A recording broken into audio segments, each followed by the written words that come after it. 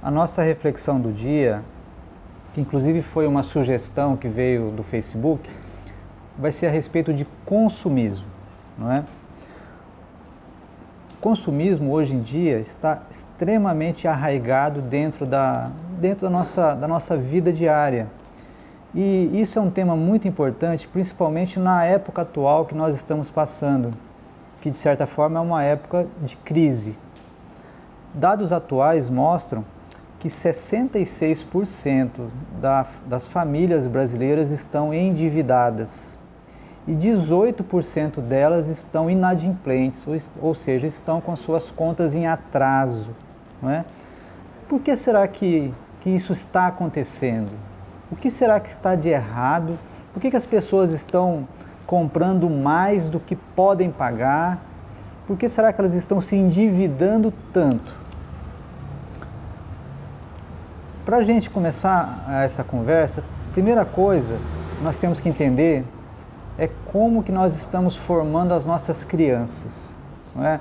Pesquisas mostram que as crianças brasileiras, elas passam em torno de 5 horas por dia na frente da televisão.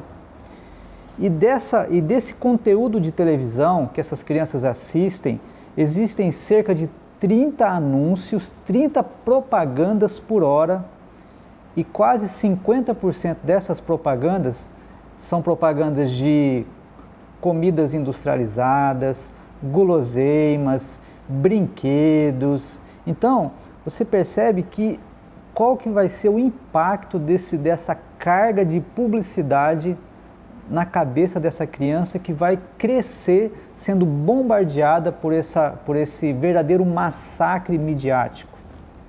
E as pesquisas mostram que 83% das crianças, elas são efetivamente influenciadas pela propaganda de televisão e outras propagandas também. Então, imagine então como é que isso vai gerar isso dentro da cabeça dessas crianças. Agora imagine você adulto, todo dia você e eu somos bombardeados por uma enxurrada de propaganda, televisão, mensagem de texto, vitrines, outdoor e todo tipo de propaganda que nós estamos sujeitos no nosso dia a dia. E de que maneira você e eu, de que maneira o nosso cérebro, ele consegue, digamos assim, levantar defesas contra essa publicidade, e de que maneira alguma desse anúncio consegue entrar dentro de nós e gerar em nós o desejo de ter aquele produto ou de consumir aquele serviço. Ou seja, gerando em nós o desejo de ter, o desejo de comprar. Então, a primeira coisa que nós temos que saber é que esse desejo de ter, isso é uma coisa absolutamente emocional. Isso é uma coisa muito interessante, porque as pessoas, elas não compram baseadas em atitudes racionais. A maioria das coisas que você e eu compramos, nós compramos porque aquela coisa mexe com a nossa emoção. Mas muitas vezes isso acontece de modo que inconsciente.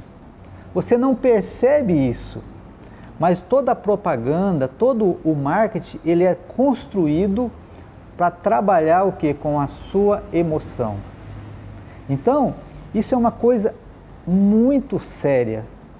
Foi feita uma pesquisa no ano de 96 com uma grande rede de consumidores, de pessoas como eu e você, E foi constatado realmente que as decisões do consumo, elas não existe nenhum tipo de racionalidade.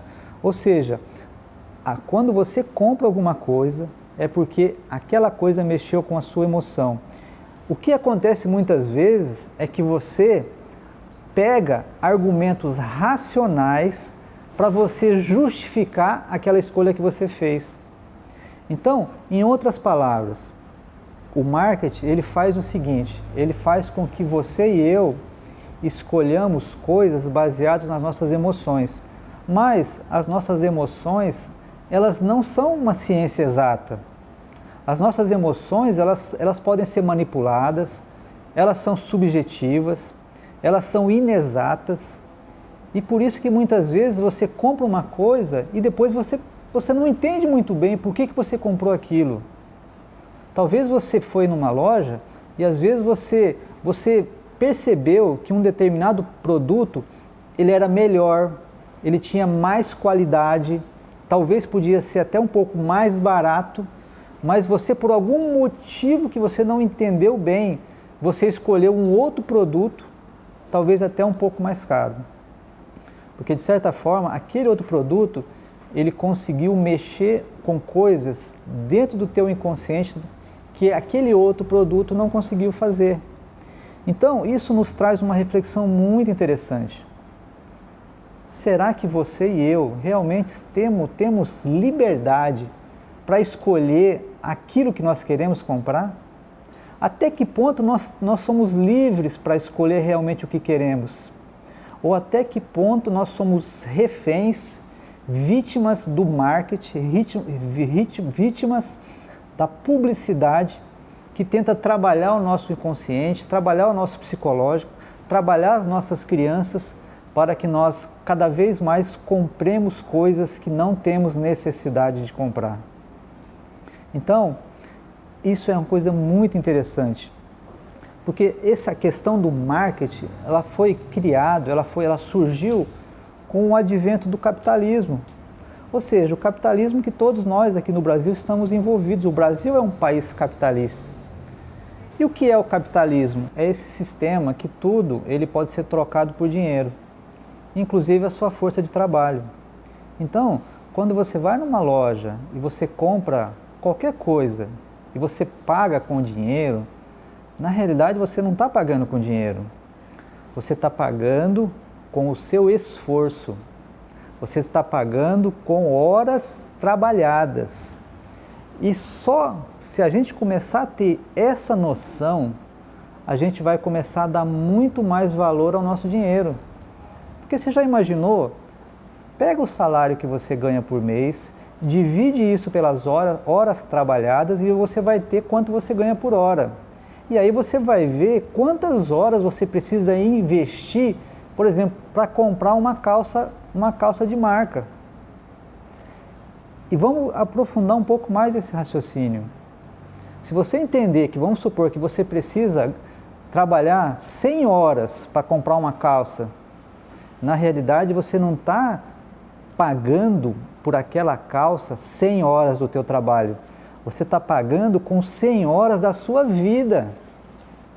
Percebe como que, se a gente começar a ter esse insight de que nós não pagamos com dinheiro, mas nós pagamos com a nossa vida, a gente começa a pensar 1, 2, 3, 4 vezes antes de abrir a carteira para comprar coisas desnecessárias.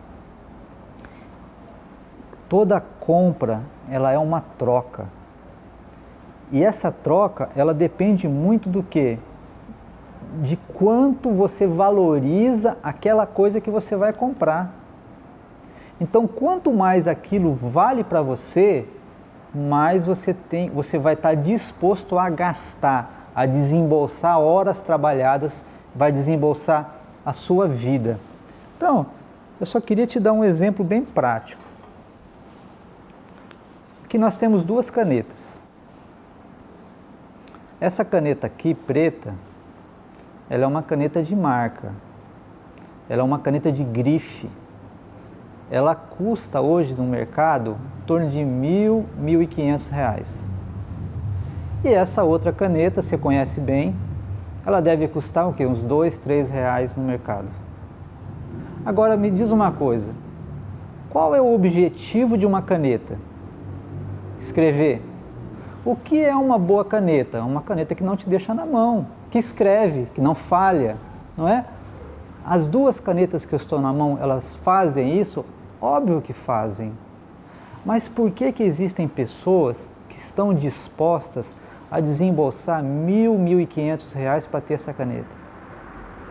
Porque essa caneta, ela simboliza, nos foi vendido pela indústria, que ela simboliza o quê? Glamour, simboliza poder, simboliza pessoas que são bem-sucedidas.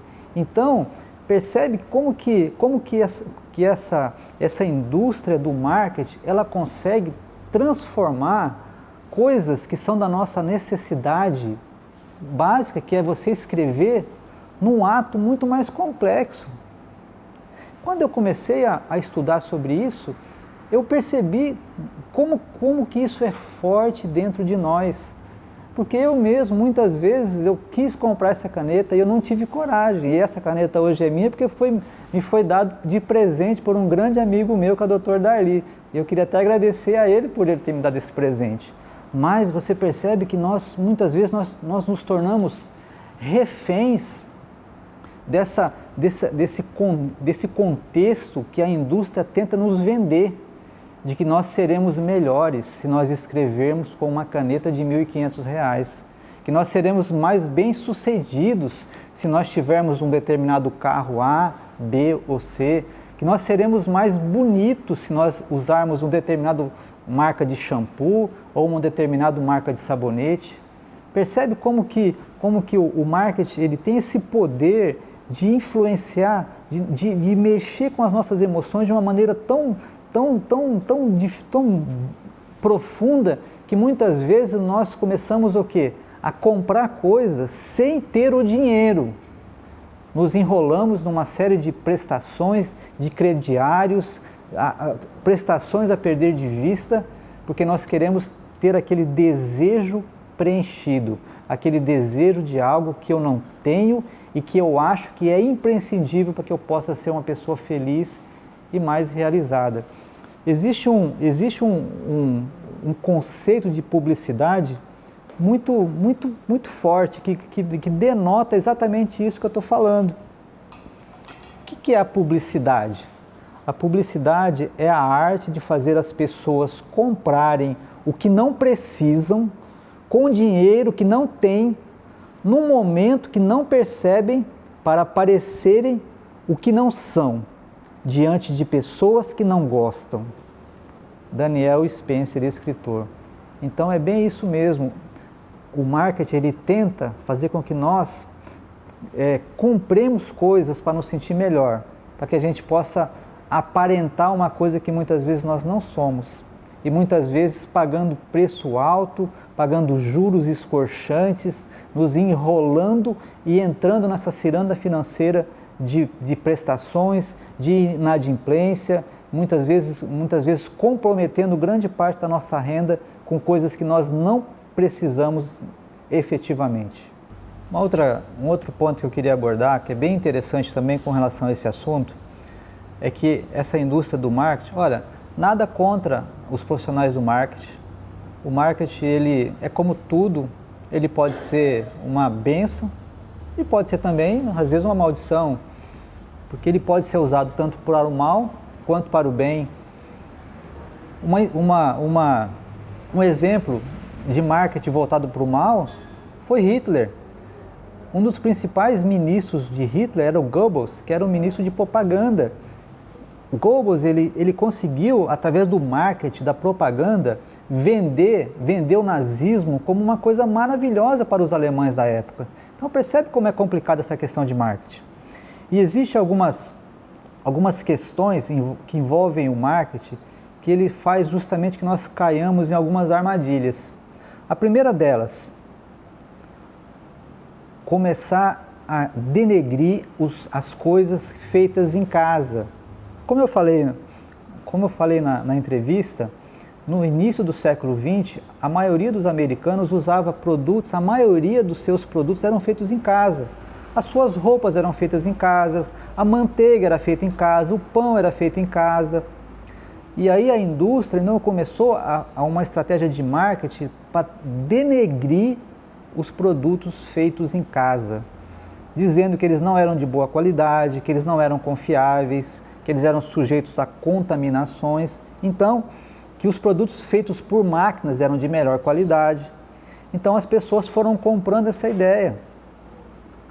Uma outra coisa interessante foi a invenção do crédito ao consumidor, não é?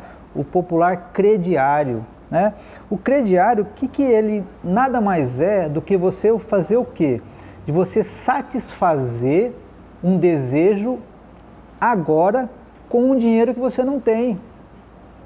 Ou seja, você tem o desejo de algo, você não tem condições financeiras de comprar isso agora, mas você então vai na loja e a loja divide isso em um monte de prestações. Você está o quê? Antecipando o quê? O consumo. Isso foi muito ruim, porque antes de se inventar o crediário, as pessoas elas tinham mais noção de poupança, elas tinham mais noção de viver com parcimônia, ou seja, de viver dentro da sua condição financeira. Se eu não tinha dinheiro para comprar uma calça nova aquele mês, eu não comprava, eu esperava eu juntar o dinheiro para depois ir lá e comprar à vista. Mas quando as grandes lojas começaram a abrir o crédito ao consumidor, então as pessoas embarcaram nessa história. Uma outra coisa é que quando você e quando eu compramos alguma coisa, muitas vezes isso está relacionado com a nossa incapacidade de viver frustrações. Ou seja, principalmente isso é muito verdade para pais que tiveram muitas dificuldades financeiras na sua infância, que tiveram que viver com muito pouco. Quando esses pais eles melhoram de vida, eles começam a falar o quê? Eu vou dar para o meu filho tudo que eu não tive. E aí eles dão demais. E essas crianças que crescem recebendo tudo o que querem, quando elas se tornam adultos, quando elas se tornam consumidores, quando ela está na eminência de comprar alguma coisa, mas ela não pode comprar, mas ela não consegue trabalhar a frustração de não ter aquela coisa no momento que ela quer, então o que ela faz? Ela se endivida. Então, muitas das pessoas que consomem hoje e que não têm controle e que se endividam além da conta, que são pessoas que não conseguem viver com frustrações, não conseguem gerenciar isso dentro delas. Uma outra coisa interessante, que muitas pessoas que têm o consumo desenfreado, são pessoas que têm problemas afetivos sérios. Ou seja, as pessoas que têm uma autoestima muito baixa, pessoas que sofrem de rejeição. Então elas acham inconscientemente que se ela comprar alguma coisa, se ela comprar produtos da moda, se ela estiver sempre bem vestida, se ela estiver usando produtos caros, então isso vai preencher o quê? Um vazio emocional que tem dentro dela. Mas esse vazio jamais será preenchido por nenhum tipo de coisa material. E isso acaba levando a pessoa a uma verdadeira ciranda financeira que ela jamais vai conseguir sair se ela não tiver ajuda profissional. Uma outra coisa interessante é a interferência das redes sociais no nosso padrão de consumo. Você que faz parte de comunidades nas redes sociais, provavelmente muitas coisas que você comprou foi porque você sofreu uma interferência, uma sugestão do grupo. Ou seja, se todo mundo está comprando um tênis de marca, se o teu grupo de WhatsApp ou se o teu grupo de Facebook, todo mundo está comprando um determinado produto A, B ou C, existe a tendência que você também compre aquele determinado produto para você ficar parecido com aquele grupo a qual você está pertencente. Outro aspecto interessante é o que a gente chama de siga a multidão. Então, se você percebe que está todo mundo comprando um determinado produto ou um determinado serviço, ou indo num determinado bar, ou indo num determinado qualquer que seja o produto a ser oferecido, então existe a tendência psicológica que você também compre aquela coisa. Porque dentro do nosso inconsciente funciona assim: olha, se todo mundo está comprando ou todo mundo está fazendo aquele determinado serviço, é porque ele deve ser bom. Então, a tendência que você faça é que você também siga a multidão, que você siga a manada, digamos assim. Um outro item importante, que é um negócio também muito interessante, é o que se chama de obsolescência programada, né? Não é palavrão não. Isso é uma coisa interessantíssima. Talvez você tenha na casa da sua avó aquele guarda-roupa que ela tem desde que ela se casou. E aquele guarda-roupa está lá firme e forte, porque ele é feito de madeira mesmo, ele é feito com material mesmo para durar 100 anos. Agora me diz uma coisa, quantos anos dura o guarda-roupa que você comprou agora nos últimos anos? Será que esse guarda-roupa que você comprou resiste a uma ou duas mudanças? Você sabe que não resiste, não é? É um exemplo interessante, mas que serve para ilustrar o que a gente chama de obsolescência programada. Os produtos, eles são feitos atualmente para durar menos. Porque, veja bem, essa empresa que fez esse guarda-roupa para durar 50 anos, ela ia quebrar. Porque as pessoas, teoricamente, elas não iriam mais comprar guarda-roupa, iriam comprar um guarda-roupa na sua vida inteira. Então essa é a cabeça da indústria. Eles estão fazendo produtos para durar cada vez menos, para que você possa comprar de novo. E isso é bem interessante, porque acontece muito hoje com o mundo dos celulares, por exemplo. Por isso que existe o produto, o iPhone 5, o 6, o 7, e existe dentro do marketing vender a ideia de que se você tem o iPhone 4, você já está desatualizado, que você precisa comprar o mais tecnológico. De certa forma, o marketing ele consegue colocar dentro da nossa cabeça um tipo de bullying, né? Que se você tem alguma coisa que existe uma versão mais avançada, mais tecnológica, que você faz com que você se sinta de certa forma meio desconfortável. Isso acontece na indústria da moda. Por que você acha que existe coleção de inverno, coleção de verão? E todo ano eles ficam mudando as tendências de moda. É para que você possa o quê? É que para que você possa tenha a obrigação, digamos assim, de ficar comprando roupa para ficar na moda. Então é isso que se chama de obsolescência programada.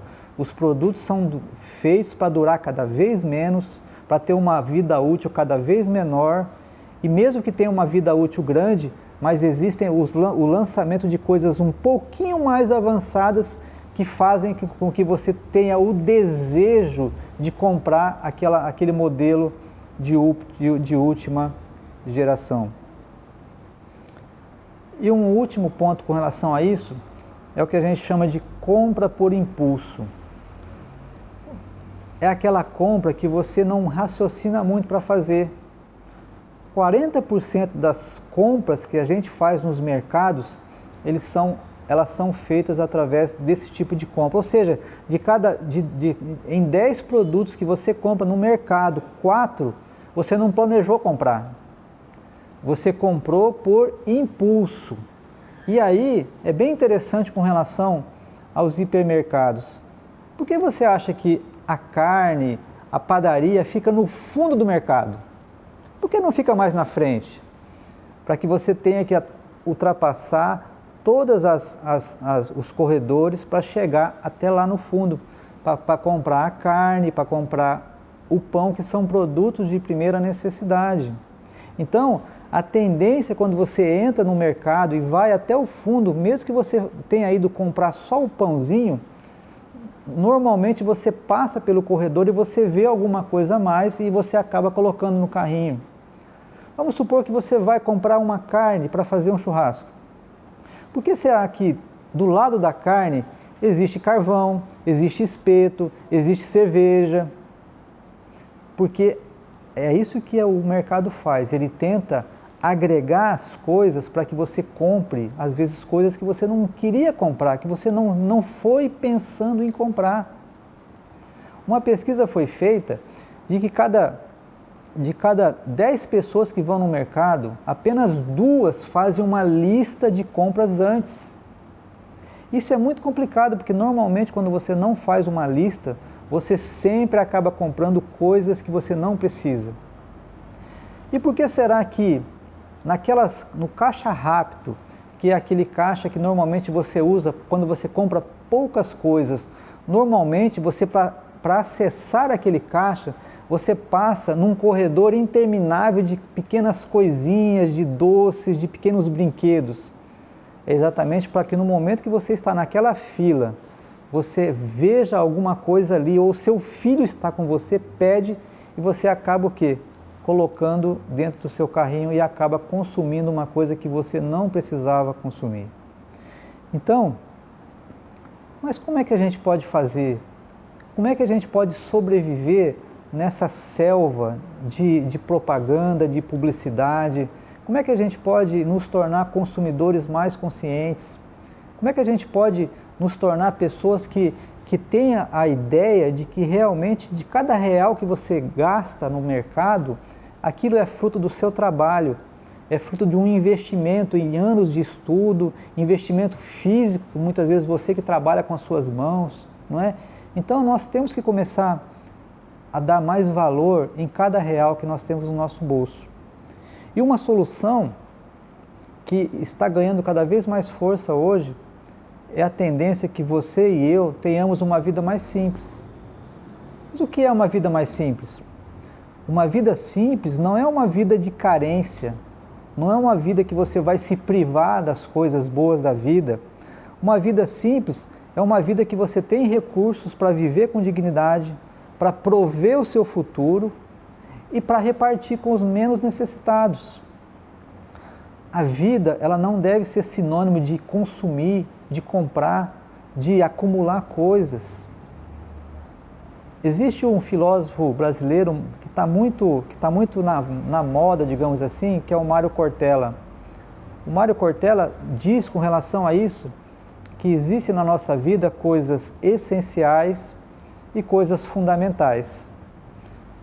As coisas essenciais, elas são imprescindíveis, elas são vitais e elas são por si só. O que são coisas essenciais?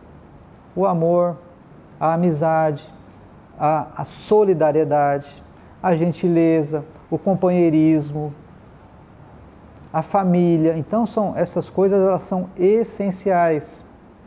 E existem as coisas que são chamadas fundamentais. O que é uma coisa fundamental? Dinheiro, as suas posses. Mas perceba que as coisas fundamentais, elas não são essenciais. As coisas fundamentais, elas são como escadas para você chegar até um determinado lugar. As coisas fundamentais, elas são ferramentas que você usa para atingir um determinado fim. Por exemplo, você pode ter dinheiro, mas você não pode comprar saúde. Você pode ter dinheiro, você pode até comprar uma casa, mas você não pode comprar um lar. Você pode ter dinheiro, mas você não pode comprar, por exemplo, uma amizade verdadeira. Você pode comprar o quê? Um interesse.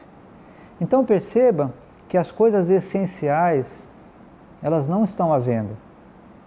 As coisas fundamentais têm o seu preço, mas as essenciais não. E na realidade, o que realmente ter uma vida simples é quando você e eu priorizamos as coisas essenciais. E nós consideramos o dinheiro e as posses apenas como ferramentas para você atingir esses determinados fins e para que você possa ter condições de repartir com os menos necessitados. Dinheiro por si só, sem uma destinação social, sem você repartir, sem você investir numa obra social, ele não é uma coisa muito legal.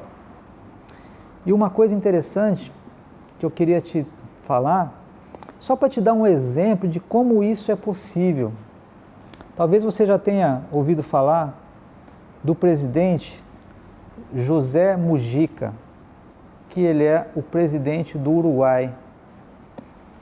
É um personagem fantástico, talvez você já tenha ouvido falar do famoso Fusca do José Mujica, que ele é um presidente de um país, presidente do Uruguai, e ele tem um Fusca. E ele continua, ele se recusa a andar de carro oficial, ele continua morando, ele não quis morar na residência, no palácio presidencial, ele continua morando na chácara que ele sempre morou, e ele doa 90% do seu salário. Ele só vive exatamente com aquilo que ele realmente tem a necessidade para viver. Então, assim, não estou dizendo para você ser um José Mujica, entendeu? Isso é uma escolha muito pessoal, mas realmente nós temos que ensinar os nossos filhos a não sermos tão consumistas, a viver com menos, né? A não nos deixar ficar reféns desse marketing agressivo que nos transforma todos em consumidores vorazes de marcas famosas, de marcas de grife, pagando R$1.000 por uma calça ou R$1.500 por uma caneta. Podemos viver bem sim, mas de uma maneira mais simples, de uma maneira mais coerente, até por causa da questão de não esgotar os recursos naturais do planeta que são finitos. Então, pense bem, esse é o programa Veritar, nós voltamos a seguir.